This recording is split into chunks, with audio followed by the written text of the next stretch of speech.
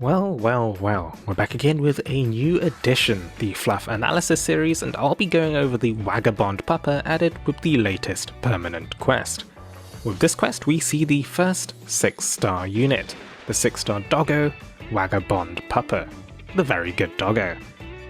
Wagabond Pupper's first skill is Roll Over. This causes Pupper to enter the rollover stance, granting a 15% fluff buff while it's active.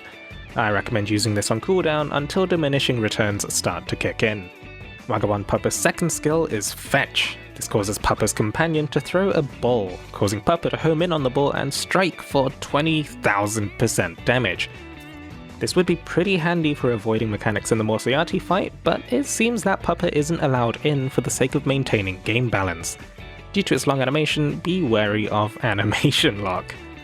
The first adventurer to have a third skill, Pupper's third skill is Nap Time. Pupper takes a second to rest, restoring all of its hit points. This rounds out Pupper's kit, enabling buffs, damage, and healing. Pupper being the first dog unit I'm going to assume has the standard dog co-ability of plus 15% good doggo points. Doggo's chain co-ability grants dog units Barker's strength, granting plus 5% bark strength for every 20 barks. Wagabond Pupper's first ability is very good doggo. Enemies are unable to damage Wagabond Pupper. Pupper is too precious to consider hurting. Wagabond Pupper's second ability is also very good doggo, granting 4 resistances to all afflictions and debuffs. Overall, Wagabond Pupper is a great addition to the permanent roster of Dragalia Lost, introducing our first dog unit and also revealing the structure of the Dragon's Roost where the Pupper is accessed.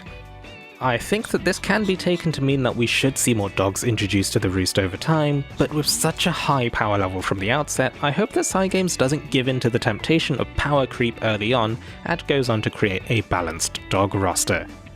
I'm somewhat glad that Cygames didn't allow the Wagabond Pupper into our current endgame fights, as I fear that our meta would not be able to stand up to Pupper's immense destructive power and immunity to damage.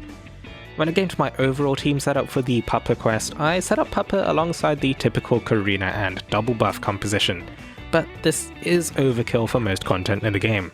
Frankly, Pupper should be able to true solo any content, so even Karina is rendered a bit useless here.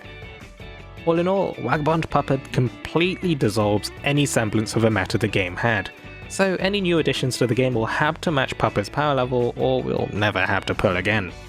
That's probably fine though. This time round, I'm gonna have to say that I'm your boss and you need to use Pupper in everything possible. If not, I'll be very disappointed.